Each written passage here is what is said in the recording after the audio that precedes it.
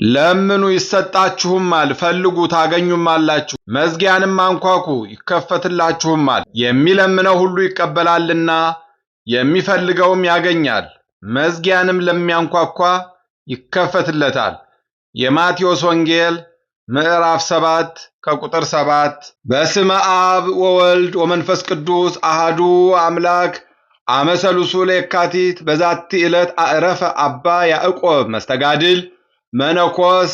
አንድ አምላክ በሆነ በአብ በወልድ በመንፈስ ቅዱስ ስም የካቲት 3 በዚች ቀን ተጋዳይ የሆነ መነኮስ አባ ያዕቆብ አረፈ። ይህም ቅዱስ ከታናሽነቱ ጀምሮ ይህን ዓለም ትቶ መነኮሰና በአንዲት ዋሻ ውስጥ የሚኖር ሆነ። ያለማቋረጥ በቀንና በሌሊት ሁልጊዜ ይጾማል፣ ይጸለያል፣ በመስገድም ይተጋ ነበረ። ከበዓቱም ወጥቶ ወደ መንደር አይገባም፣ የሴት ፊትም አያይም። እንዲህም ሆኖ 15 ዓመት ኖረ። ከዚህ በኋላ ዲያብሎስን ከሚከተሉት ክፉዎች ሰዎች ውስጥ ምክንያት ፈጥረው አንዲቷን አመንዝራ ሴት ወደ እርሱ እንድትገባ አደረጓት። በገባችም ጊዜ የኃጢአትን ሥራ እያስታወሰች በፊቱ መጫወት ጀመረች። ቅዱስ ያዕቆብም ገሰጻት፣ በገሃነመ እሳት ዘላለም ሲቃጠሉ መኖርን አሳሰባት። ደንግጣም ንስሐ ገባች፣ እግዚአብሔርንም የምታገለግል ሆነች። ሰይጣንም መፈታተኑን አልተወም። ከሀገር ታላላቆች በአንዱ ሰው በሴት ልጁ ላይ አደረ። የሚጥላትና የሚያንከባልላትም ሆነ። ወደ አባ ያዕቆብም ይወስዳት ዘንድ እርሱም ሊያድናት እንደሚችል አሳሰበው። አባቷም ወደ አባ ያዕቆብ አደረሳትና በላይዋ ይጸልይ ዘንድ ለመነው። እርሱም በላይዋ ሲጸልይ ዳነች። አባቷም ያ ሰይጣን እንዳይመለስባት ብሎ ከታናሽ ብላቴና ወንድሟ ጋር ከአባ ያዕቆብ ዘንድ ተዋት። ከዚህም በኋላ ከእርሷ ጋር በኃጢአት እስከጣለው ድረስ እርሷንም በማሳሰብ በሌሊትም በቀንም በዝሙት ጦር ሰይጣን ተዋጋው። በኃጢአትም በወደቀ ጊዜ ስለ እርሷ እንዳይገድሉት ፈርቶ ኃጢአቱም እንዳይገለጥ ከወንድሟ ጋር ገደላት። ሰይጣንም ደግሞ ቀቢጸ ተስፋ በልቡ አሳደረበት። ወደ ዓለም ሊሄድ ከበዓቱ ወጣ። የኃጢአተኛውን ሞት የማይወድ መሐሪ ይቅር ባይ እግዚአብሔርም ጻድቅ የሆነ መነኮስ ወደ እርሱ ላከ። በጎዳናም ሲጓዝ ተገናኘውና ሰላምታ ሰጠው። እንዲህም ብሎ ጠየቀው፣ ወንድሜ ሆይ ምን ሆነሃል? አዝነህ ተክዘህ አይሃለሁና የደረሰብህስ ምንድን ነው? እርሱም የሆነው ሁሉ ከዚያች ብላቴና ጋር በኃጢአት እንደወደቀና ከወንድሟ ጋር እንደገደላት ነገረው። ያ ጻድቅ መነኮስም አትፍራ፣ ተስፋ አትቁረጥ፣ እግዚአብሔር መሐሪ ይቅር ባይ ምሕረቱ የበዛ ነውና አለው። ከዚህ በኋላ የጾም የጸሎት የስግደት ቀኖና እንዲይዝ አዘዘው። እርሱም ተመልሶ ከአንድ ፍሩክታ ውስጥ ገባ። በውስጥም ራሱን እስረኛ አደረገ። በታላቅ ድካምና በብዙ ችግርም ላይ ታገሰ።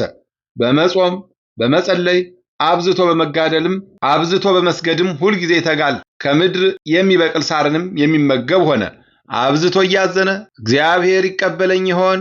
ብዙ በደሌንስ ይተውልኝ ይሆን? ይላል። እንዲህም በመጸጸት እየተጋደለ 30 ዓመት ኖረ። እግዚአብሔርም ንስሐውን እንደተቀበለለት ሊገልጥ ወዶ በሀገር ውስጥ ረሃብን አመጣ። ለዚች ሀገር ኤጲስቆጶስም በፍሩክታ ውስጥ ከሚኖር ከመነኮስ ያዕቆብ ጸሎት በቀር ይህ ረሃብ አያልፍም አለው። በዚያን ጊዜ ኤጲስቆጶሱ ከእርሱ ጋር ካህናቱን የዚችንም ሀገር ሰዎች ይዞ ተነሳ።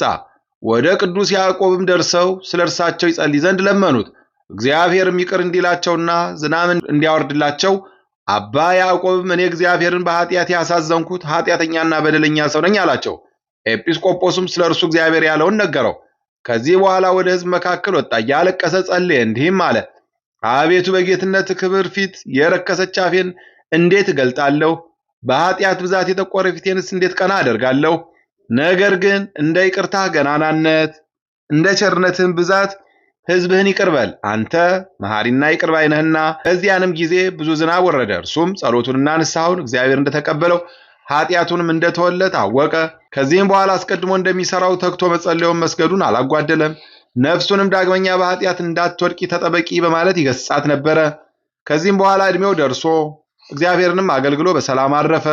ለእግዚአብሔር ምስጋና ይሁን፣ እኛንም በጸሎቱ ይማረን፣ በረከቱም ከኛ ጋር ትኖር ለዘላለሙ አሜን። በዚህች ዕለት የባህታውያን አለቃ ኑሮ የመላእክትን ኑሮ የሚመስል ከትሩፋቱ የሃይማኖት ፍሬ የተገኘ የከበረ አባት ብሎ አረፈ። ቅዱስ አትናቴዎስም ከተሰደደበት በተመለሰ ጊዜ ወደ ቂሳርያ ኤጲስቆጶስ ወደ አባ ባስልዮስ ዘንድ ወጥቶ ሁለቱም በአቡቂር ቤተክርስቲያን አደሩ። በግብጽ ገዳማትም ስለሚኖሩ ቅዱሳን እርስ በርሳቸው ሊነጋገሩ ጀመሩ። አባት ሊቀ ጳጳሳት አትናቴዎስም አባ ጳኩሚስ አለ ብሎ ተናገረ። አባ ባስልዮስም አባ አንጦኒዮስና አባ አሞኒ አሉ አለ። በእንዲህ ያለ ነገርም ከእርሳቸው የሚልቀውን እንዲረዱ ሽተው ሳሉ የካቲት 5 ቀን በመንፈቀ ሌሊት አባ አትናቴዎስ ራእይን አየ። እስከ ሰማይ የምትደርስ ታላቅ ዛፍ ነበረች። ቅርንጫፎቿም እስከ ባህር ደርሰዋል። ብዙ ሰዎችም ከቅርንጫፎቿ በታች ተጠልለዋል። በመካከሏም ታቦት መሠዊያ አለ። ከዚህም ራእይ የተነሳ እያደነቀ ሳለ እነሆ የመላእክት አለቃ የከበረ ሚካኤል ከሰማይ ወርዶ ይህንን ያየውን ከባስልዮስ ጋር ተነጋገር፣ እኔም እገልጥላችኋለሁ አለው። እንዲህም ብሎ ተረጎመላቸው። ያየሃት ዛፍ በግብፅ አውራጃዎች የሚሰራ ገዳም ነው። ቅርንጫፎቿም መነኮሳት ናቸው። መሠዊያውም መላእክት የሚጎበኙት በእግዚአብሔር ማደሪያ፣ ይህ ርኩሳን መናፍስትን የሚሽር የሐዋርያት አለቃ የጴጥሮስ አምሳል የሆነ አባ እብሎይ ነው። በእስክንድርያ የሚኖር አንድ የመቶ አለቃ የአባ እብሎይን ዜና ሰምቶ በረከቱን ይቀበል ዘንድ ወደ አባ እብሎይ እንዲልከው ሊቀ ጳጳሳት አትናቴዎስን ማለደው። እርሱም ከ7 መነኮሳት ጋር ሰደደው። እነርሱም አባ ኤስድሮስ፣ አባ ዮሐንስ፣ አባ ብሶይ፣ አባ አሞኒ፣ አባ ቪክቶር፣ አባ አግሮኒኮስና አባ ካሉናስ ናቸው። በደረሱ ጊዜ አባ እብሎይ በደስታ ተቀበላቸው።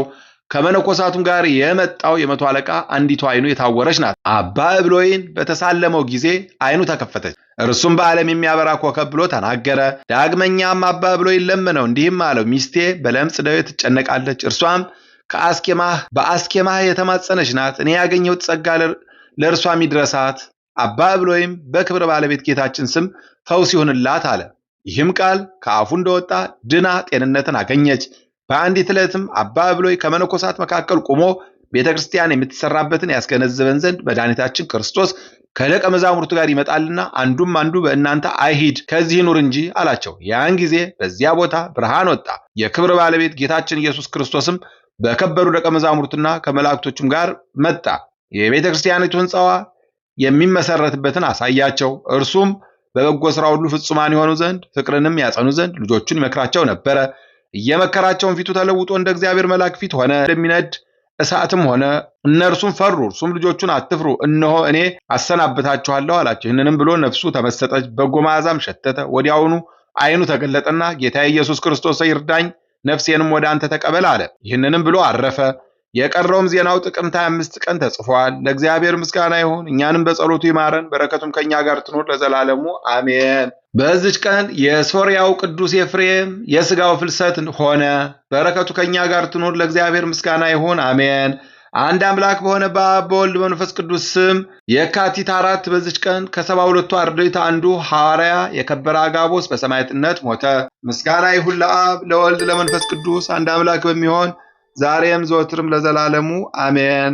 በየካቲት 3 ቀን የሚከበሩ ዓመተ የቅዱሳን በዓላት፦ ቅዱስ ኤፍሬም ሶርያዊ አፈበረከት በዓለ ፍልሰቱ፣ ቅዱስ አባ እብሎይ ገዳማዊ፣ አባ ያዕቆብ መስተጋድል። ወርሃዊ በዓላት፦ በዓታ ለማርያም፣ ቅዱስ ፋኑኤል፣ ቅዱሳን ዘካርያስና ስምዖን፣ አባ ዜና ማርቆስ ጻድቅ፣ አባ መድኃኒነ እግዚእ።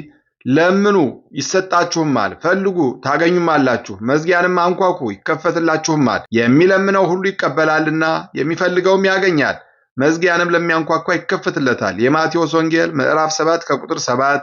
የሰማነውን በልቦናችን ያሳድርብን። ከቅዱሳን አባቶቻችን ከቅዱሳት እናቶቻችን በረከት ረድኤት ያሳትፈን።